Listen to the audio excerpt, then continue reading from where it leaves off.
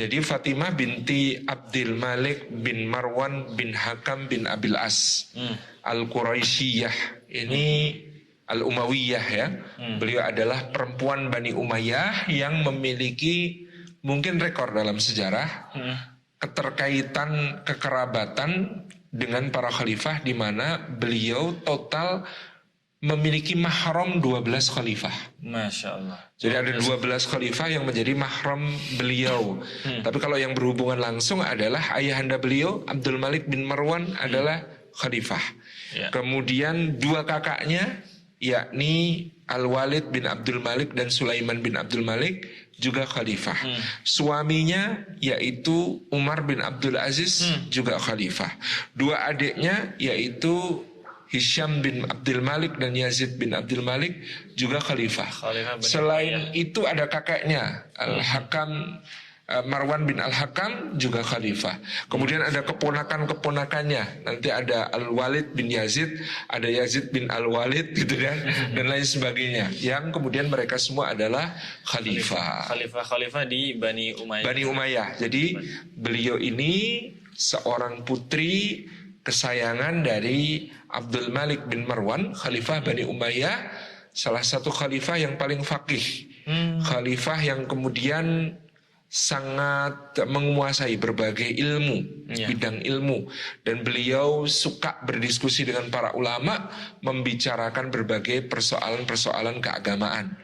Pada masa Abdul Malik bin Marwan ini pula Bani Umayyah mencapai satu titik persatuan kembali kepemimpinan kaum muslimin setelah sebelumnya kaum muslimin berada dalam keadaan terpecah karena ada kekhalifahan Bani Umayyah di Damaskus, ada kekhalifahan Abdullah bin Zubair di Hijaz. Ini yang kemudian berhasil disatukan kembali pada masa Abdul Malik bin Marwan. Dan pada masa Abdul Malik bin Marwan pula terjadi renovasi besar-besaran, baik itu Masjidil Haram, Masjid Nabawi, dan juga Masjidil Aqsa, di mana Jami Al-Qibli yang kita lihat sekarang ataupun Qubatus Sakhrah yang sangat indah yang kita lihat sekarang ini dibangun dengan sangat besar-besaran pada masa beliau, pada masa Abdul Malik bin Marwan. Betul. Ayahandanya Fatimah binti Abdul Malik.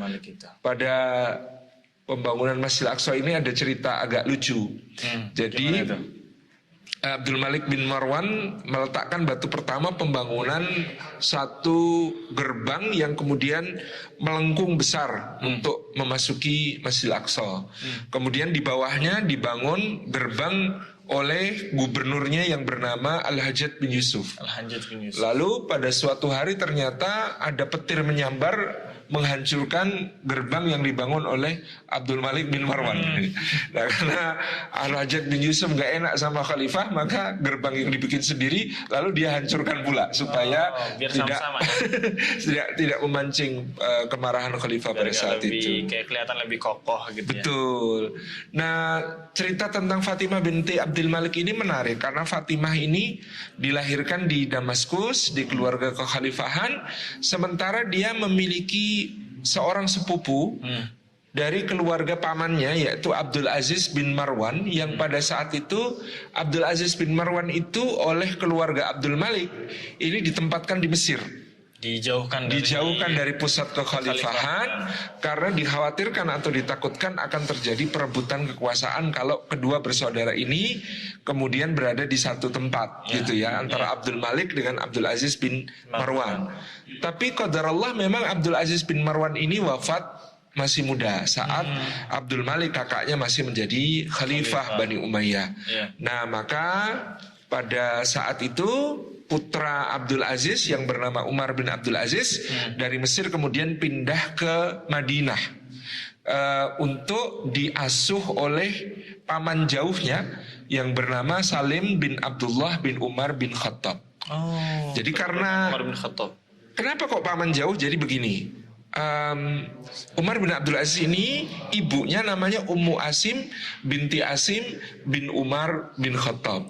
Jadi Ummu Asim binti Asim bin Umar bin Khattab ini adalah putra dari Asim bin Umar dengan seorang perempuan yang sangat terkenal, yaitu perempuan penjual susu yang jujur, yang pada saat itu diketahui oleh Sayyidina Umar pada suatu malam beliau sedang ronda lalu mendengar percakapan seorang penjual susu dengan gadis penjual susu dengan ibunya. Ibunya mengatakan, campur pakai air nak, biar banyak, biar untungnya besar. Lalu si perempuan ini, gadis ini mengatakan, tidak ibu, Amirul Mukminin sudah melarang kita mencampur air dengan susu dengan air. Kemudian ibunya mengatakan, Amirul Mukminin tidak akan tahu. Padahal Amirul Mukminin tahu karena lagi ronda di depan rumah gitu ya. Tapi gadis itu mengatakan, kalaupun Amirul Mukminin tidak tahu, maka sesungguhnya Rabbnya Amirul Mukminin pasti tahu. Maka Umar menandai rumah itu, ditandai pakai tanda silang. Lalu paginya dia perintahkan putranya, wahai Asim, engkau belum menikah, menikahlah sekarang karena aku punya calon yang sangat baik untukmu. Cari rumah yang ada tandanya, disitulah seorang gadis penjual susu yang jujur. Dinikahilah, lalu kemudian lahirlah dari pernikahan itu Ummu Asim binti Asim. Ummu Asim binti Asim ini dinikahi oleh Abdul Aziz bin Marwan, melahirkan Umar bin Abdul Aziz. Masya Allah. Sementara putra Umar yang lain, Abdullah bin Umar, menikah dengan putri Kisra Persia. Jadi Kisra Persia itu punya 3 putri. Ketika penaklukan Persia oleh Sa'ad bin Abi Waqqas, 3 putri ini dibawa ke Madinah. Yang sulung memilih Muhammad bin Abu Bakar, yang nomor 2 memilih Abdullah bin Umar, yang ketiga Syahrbanu yang paling terkenal memilih Husain bin Ali bin Abi Thalib. Jadi yang dari sini melahirkan Al-Qasim bin Muhammad bin Abi Bakar, sini melahirkan Salim bin Abdullah bin Umar, sini melahirkan Ali Zainal Abidin bin Husain. Nah, jadi ini 3 ini sepupu beda dari satu kakek dari Kisra gitu ya. Nah kemudian di sini Salim bin Abdullah bin Umar ini berarti adalah sepupu jauh dari ibunya, sepupu dari ibunya, sehingga ini adalah paman jauhnya Umar bin Abdul Aziz. Jadi dia di Madinah, kemudian diasuh oleh Salim bin Abdullah bin Umar yang terkenal sebagai salah satu di antara 7 fuqaha Madinah, 7 fuqaha Madinah. Nah disitulah yang menarik, kemudian Umar bin Abdul Aziz ini tumbuh dewasa, terkenal dengan kecerdasannya, terkenal dengan kefakihannya, terkenal dengan kecemerlangannya. Maka ketika Abdul Malik bin Marwan mencarikan suami untuk putrinya yang salihah ini, yakni Fatimah binti Abdul Malik, satu nama yang kemudian dia langsung ingat adalah Umar bin Abdul Aziz yang ada di Madinah. Maka dia mengirim utusan untuk meminta Umar bin Abdul Aziz ke Damaskus untuk menikahi putrinya yakni Fatimah binti Abdul Malik. Semula Umar ini sebenarnya tidak mau menikah dengan putri pamannya. Dia tahu sendiri adalah ini trauma keluarga ya, keluarga Abdul Aziz yang disingkirkan dari arena politik, berada di Mesir. Dia khawatir keluarga pamannya ini seperti apa sih? Bagi dia mungkin ya pandangan masa kecil yang lugu, mungkin memandang keluarga pamannya ini jahat sama keluarga saya, kok nanti saya jadi menantu di sana diapain pula, diperlakukan seperti apa pula begitu. Mereka berkuasa banget ya. Berkuasa sekali keluarga ini. Maka kemudian ketika disampaikan oleh utusan itu, ya dia sebenarnya sangat ingin menolak, tetapi pamannya yakni Salim bin Abdullah bin Umar mengatakan, berangkatlah ke Damaskus, mudah-mudahan ada kebaikan di dalam pernikahanmu dengan sepupumu. Nah begitu dia berangkat ke Damaskus, ta'aruf kan, dikenalkan dengan Fatimah. Ternyata Fatimah ini cerdas, solihah, baik, akhlaknya mulia. Jadi akhirnya karena pertimbangan bahwa yang akan dinikahinya adalah seorang perempuan yang ya meskipun dari pamannya yang dia merasa takut ya kepada pamannya sendiri ini, tapi akhirnya dia mau menikah dengan Fatimah binti Abdul Malik ini. Jadi kalau tadi beberapa kisah pernikahan itu banyak dari diputuskannya pernikahan itu dari sebab kesolihahan ya. Iya. Jadi sebenarnya awalnya dijodohkan, khawatir juga ini jangan putrinya paman nih kayak apa nih. Jadi kan itu kalau di keluarga kaya misalnya dia glamor. Ternyata tidak gitu ya. Ketika kenal pribadi ternyata ini perempuan yang baik, yang salihah, yang masya Allah dan cantik gitu ya. Dan akhirnya kemudian mereka pun menikah, dinikahkan, dan Abdul Malik bin Marwan sangat menyukai ya menantunya ini ternyata dengan akhlaknya, dengan adabnya yang mulia, dengan gayanya yang sangat keren. Jadi Umar bin Abdul Aziz muda itu sangat keren. Fashionnya keren. Fashion. Dia kalau milih baju, milih pakaian terbaik. Dia kalau nyisir rambut, pakai pewangian gitu ya, Masya Allah. Nah, Anas bin Malik di Madinah pernah mengatakan, aku belum pernah melihat orang yang salatnya lebih mirip salat Rasulullah SAW daripada pemuda ini, yaitu Umar bin Abdul Aziz. Tetapi yang aku tidak suka, kata Anas bin Malik, pakaiannya terlalu mewah gitu ya. Jadi kadang-kadang bahkan diceritakan waktu di Madinah Umar bin Abdul Aziz itu sudah mau iqamah di Masjid Nabawi begitu. Wah, nanti dulu saya belum selesai sisiran gitu ya. Masih sisir rambut, masih kemudian dan lain sebagainya. Dan salah satu yang paling terkenal dari Umar bin Abdul Aziz adalah ketika di Madinah dia punya gaya jalan yang sangat khas. Kayak gimana? Gaya jalannya itu sangat elegan, sangat bangsawan, sangat keren. Sampai konon waktu itu para gadis-gadis, pemudi-pemudi dari berbagai wilayah itu berusaha untuk meniru gaya jalannya Umar bin Abdul Aziz. Jadi kayak mungkin jalan model ya, ala model di catwalk begitu, jalannya itu keren, bergaya, penuh dengan hal-hal yang sangat mempesona gitu. Dan itu nanti ketika beliau hijrah dalam tanda kutip menjadi seorang yang hidup zuhud, itu salah satu yang pengen dia hilangkan. Aku takut ini gaya jalan yang dibenci Allah, karena gaya jalan yang angkuh, gaya jalan yang sombong. Berusaha dia ubah, ternyata gagal. Nggak bisa. Udah dari sananya begitu. Makanya dia diketawain sama Muzahim, budaknya gitu ya. Sekeras apapun wahai Amirul Mukminin, engkau berusaha mengubah gaya jalanmu, engkau gak akan bisa. Udah terlanjur kayak begitu. Memang gaya jalanmu tuh kayak begitu, nggak bisa diubah. Memang gitu. nggak bisa juga dihindari. Dia mengalir dalam dirinya darah bangsawan. Betul. Kadang-kadang ketika kita hijrah ada yang tidak bisa hilang dari masa lalu kita gitu ya. Dan itu ya mudah-mudahan gitu, sampai Umar bin Aziz itu kadang nangis, mudah-mudahan Allah ampuni aku kalau gaya jalanku ini termasuk gaya jalan yang sombong begitu. Nah, ketika kemudian menikah, maka Fatimah binti Abdul Malik ini bahkan dikatakan dia didengki oleh putri-putri lain dari Bani Umayyah karena beruntung sekali dapat suami kayak Umar yang keren, ganteng, yang kemudian soleh, yang pinter, yang dia masih bangsawan juga, sepupu keren lah ini di keluarga Bani Umayyah, sehingga pada saat itu rumah tangga mereka sangat berbahagia. Dan bahkan mereka kemudian ditempatkan di Dabik, di satu tempat yang di situ ada istana musim panasnya Bani Umayyah yang sangat indah. Dan kemudian dari Dabik itu tidak lama kemudian Umar bin Abdul Aziz mendapatkan tugas untuk menjadi gubernur Madinah. Jadi mereka pun pulang ke Madinah dan Umar bin Abdul Aziz bertugas sebagai gubernur Madinah. Karena masa menantu khalifah nggak punya jabatan gitu ya. Jadi ini akhirnya menantu khalifah dan kemudian diberi jabatan. Dan ini itu kalau mertua mencarikan kerjaan buat menantu. Tapi memang dia layak. Jadi Umar bin Abdul Aziz layak. Dan Umar bin Abdul Aziz nanti cerita, aku tuh dulu ketika di Mesir pengen sekali tinggal di Madinah. Setelah di Madinah, aku pengen sekali untuk mengatur tamu-tamu Allah yang datang ke Madinah dan berziarah kepada Rasulullah. Maka aku pengen menjadi gubernur Madinah. Lalu keturutan, ketika aku sudah di Madinah menjadi gubernur, ternyata aku waktu itu di pemerintahan kakak iparnya setelah mertuanya meninggal digantikan Walid bin Abdul Malik, kakak iparnya.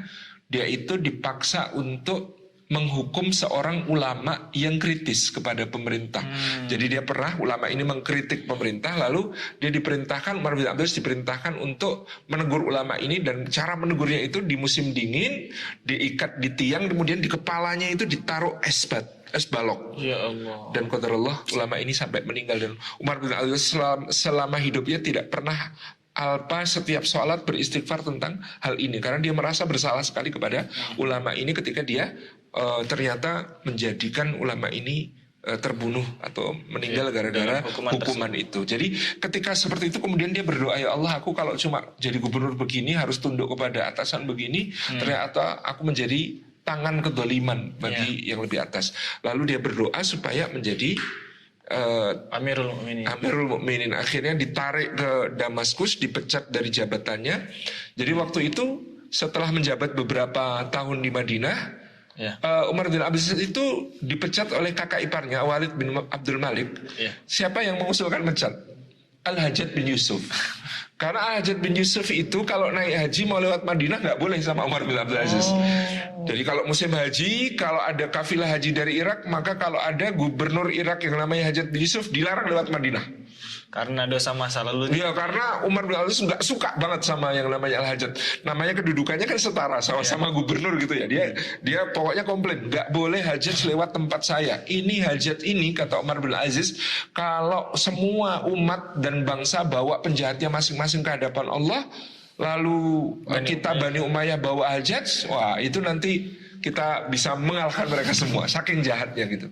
Dan akhirnya kemudian karena itu Hajjaj mendesak Khalifah Walid bin Abdul Malik untuk memecat Umar bin Abdul Aziz, sehingga Umar bin Abdul Aziz ditarik menjadi keluarga kerajaan tanpa jabatan kembali ke Damaskus. Nah, waktu itu kemudian tidak lama setelah membunuh Sa'id bin Jubair, seorang ulama besar, Hajjaj bin Yusuf akhirnya mati. Nah, ketika Hajjaj bin Yusuf akhirnya mati, Umar bin Aziz itu sujud syukur gitu ya. Bersama juga yang sujud syukur yang lain, Hasan al-Basri dan lain sebagainya. Nah kemudian ketika orang-orang datang kepada Khalifah Walid bin Abdul Malik menyampaikan takziah turut berduka cita atas meninggalnya Hajjaj dan macam-macam, Walid tegur Umar bin Abdul Aziz, kamu kok tidak bertakziah? Kamu kok tidak mengucapkan turut berduka cita? Umar pintar jawabnya, loh katanya Hajjaj kita anggap keluarga. Nah kalau Hajjaj kita anggap keluarga, ya saya itu dapat ucapan takziah, bukan ngasih ucapan gitu. Iya, ini harusnya keluarga berduka. Iya, keluarga saya yang berduka cita, harusnya saya yang diucapi takziah, bukan saya mengucapkan takziah, kata Umar bin Abdul Aziz gitu. Dan akhirnya kemudian setelah Walid bin Abdul Malik juga akhirnya meninggal, naik tahtalah adiknya yang namanya Sulaiman. Nah begitu Sulaiman bin Abdul Malik naik tahta, inilah Umar bin Abdul Aziz dijadikan sebagai penasihat khalifah. Jadi dia akhirnya bisa memberi masukan-masukan kepada khalifah untuk membuat kebijakan-kebijakan yang membela masyarakat, yang tidak zalim, mencegah kezaliman para pejabat dan sebagainya. Tapi ternyata yang terjadi di masa Sulaiman hanya separuh lah dari nasihat-nasihat Umar bin Abdul Aziz itu yang bisa dieksekusi. Karena masih terhalang pejabat-pejabat yang sulit untuk dikendalikan. Ada namanya Khalid bin Abdullah Al-Qasri di Mekah, itu gubernur Mekah yang juga jahat. Ada yang namanya Muhammad bin Yusuf As-Saqafi di Yaman, itu adiknya Hajjaj yang masih jadi gubernur Yaman dan lain sebagainya. Jadi nasihat-nasihatnya Umar bin Abdul Aziz ini banyak yang kemudian sering mentah, tidak bisa dilaksanakan. Karena pejabat-pejabat lain juga punya kepentingan. Punya kepentingan, dan ketika pulang ke rumah biasanya Fatimah lah yang selalu menghibur. Umar karena sedih, nasihatku nggak diterima oleh Amirul Mukminin. Kemudian istrinya menghibur, sudahlah kamu sudah menyampaikan, kewajibanmu hanya bisa menyampaikan. Tapi di mana-mana rakyat terdolimi begini-begini. Dan Fatimah itu selalu menguatkan suaminya dalam keadaan tersebut. Kemudian qadarullah, Sulaiman bin Abdul Malik itu memiliki kebiasaan makan yang sangat hobi beliau itu. Hobi makan. Sampai dikatakan beliau itu pernah dalam sekali makan malam menghabiskan 200 butir telur burung. Ya Allah. Nah, ini kan menjadi kebiasaan makan yang sangat berat ini menjadikan beliau tubuhnya gemuk dan nggak sehat. Mungkin pula sekarang disebut penyakit stroke begitu ya. Akhirnya beliau kemudian dilanda penyakit menuju sakratul mautnya. Saat itu beliau memanggil Raja bin Haywah, seorang ulama besar yang sering menjadi penasihat dalam agama beliau. Kemudian dia manggil anaknya, namanya Daud, Pangeran Daud, dipakaikan baju khalifah, kedodoran, mau ngangkat pedangnya khalifah nggak kuat gitu ya. Maka Sulaiman mengatakan, berbahagialah dan beruntunglah orang yang punya anak sudah dewasa ketika dia meninggal dunia. Kata Raja bin Haywah, wahai Amirul Mukminin, yang beruntung dan berbahagia itu orang bertakwa. Kalau Amirul Mukminin ingin agar hisab Amirul Mukminin itu ringan di akhirat, tunjuklah sebagai pengganti Amirul Mukminin bukan putra-putramu, tapi orang yang soleh dan bertakwa. Siapa? Adikmu, adik iparmu Umar bin Abdul Aziz layak menjadi khalifah. Tapi kalau aku angkat dia, adik-adikku kandung pasti protes. Yazid, Hisham pasti akan memberontak. Bukan cuma protes, mereka punya pasukan, mereka punya angkatan perang, itu bisa mengacaukan negara. Wah, Rojak bingung juga tuh. Akhirnya Rojak mengatakan, bagaimana kalau engkau menunjuknya berurutan? Kau tunjuk Umar bin Abdul Aziz, kalau Umar meninggal digantikan Yazid, kalau Yazid meninggal digantikan Hisham. Jadi udah dibikin wasiat. Udah dibikin wasiat. Biar nggak konflik. Biar nggak konflik. Akhirnya kemudian ditulislah wasiat seperti itu. Sampai akhirnya kemudian singkat cerita Umar bin Abdul Aziz harus menjadi seorang khalifah. Di baiat di Masjid Jami Umawi di Damaskus. Ketika itu, sementara Umar bin Abdul Aziz mengatakan, aku tidak menghajatkan ini, aku tidak menginginkan ini. Kalau kalian memiliki orang yang tepat untuk dibaiat, baiatlah dia dan batalkan baiat kalian kepadaku. Tapi itu justru membuat rakyat semakin aklamasi memilih beliau. Akhirnya beliau mengurus ya jenazah Sulaiman bin Abdul Malik sampai tuntas, sampai kelelahan. Malam itu pulang ke rumah. Di rumah ada istrinya, ada anaknya. Anaknya ini dikasih nama Abdul Malik. Jadi namanya sama dengan kakeknya, dengan kakeknya. Abdul Malik bin Umar bin Abdul Aziz ini kemudian mengingatkan ayahnya. Ketika ayahnya kemudian beristirahat, ayah, apa yang ayah lakukan? Aku beristirahat, nak. Kenapa? Aku ini lelah sekali mengurus pamanmu, Sulaiman bin Abdul Malik. Lalu kapan ayah akan mengurus urusan kaum muslimin? Raddul madzalim, untuk mengembalikan hak orang yang terdolimi, untuk mengadili pejabat-pejabat yang korup dan kejam, untuk kemudian menegakkan keadilan. Kapan ayah akan melakukan itu? Kan bisa besok, nak. Ayah mau istirahat sebentar, tidur sebentar.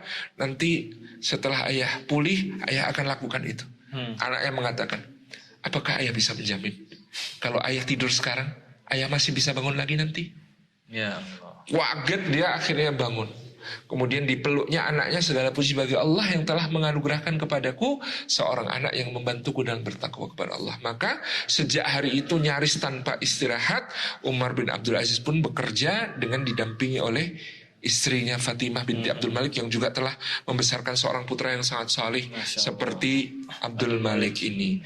Nah, ada cerita yang luar biasa di sini, di mana pada saat naik tahta menjadi khalifah, maka Umar pun di malam itu mendekati istrinya di ranjang dan melihat istrinya memakai kalung yang sangat indah. Ada mata berliannya yang besar dan batu-batu permata lain yang menghiasinya, berwarna-warni.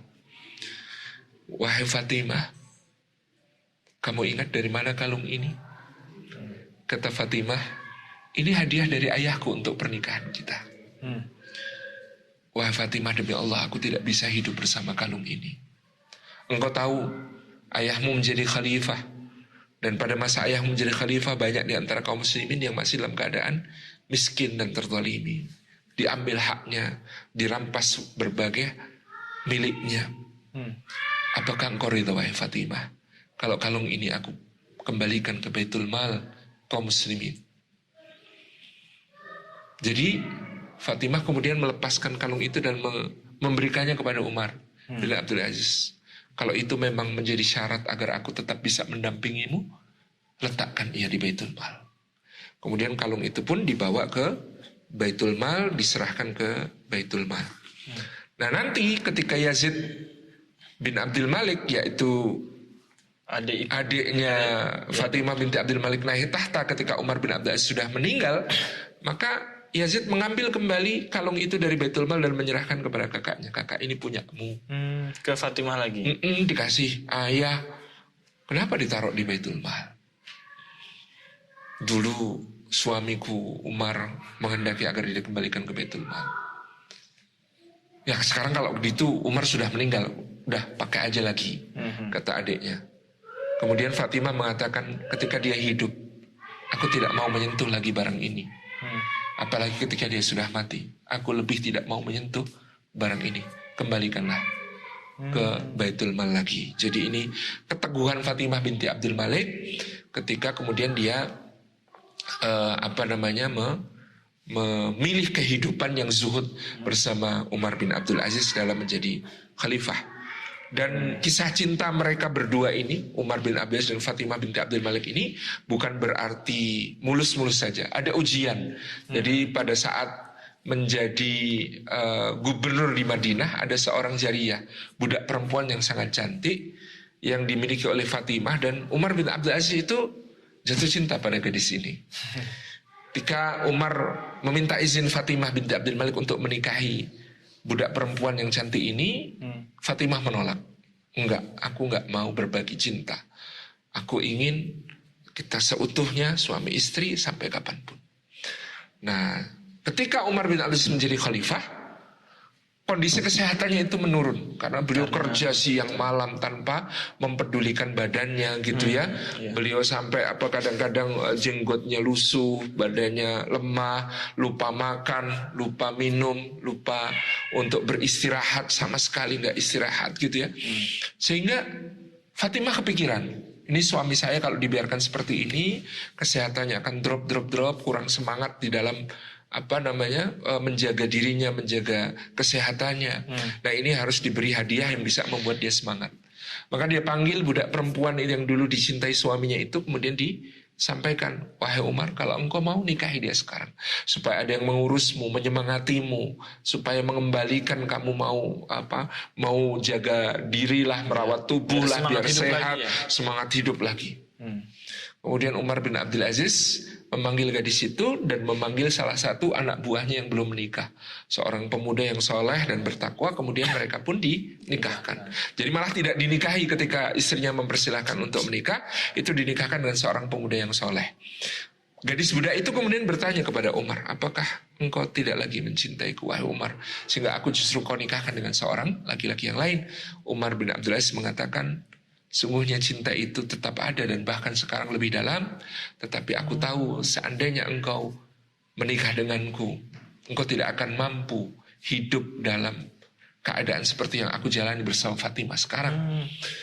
Maka aku tidak ingin memberatkanmu dengan kehidupan seorang khalifah yang harus sangat strict menjaga diri seperti ini. Kunikahkan engkau dengan seorang laki-laki yang insya Allah akan membahagiakan.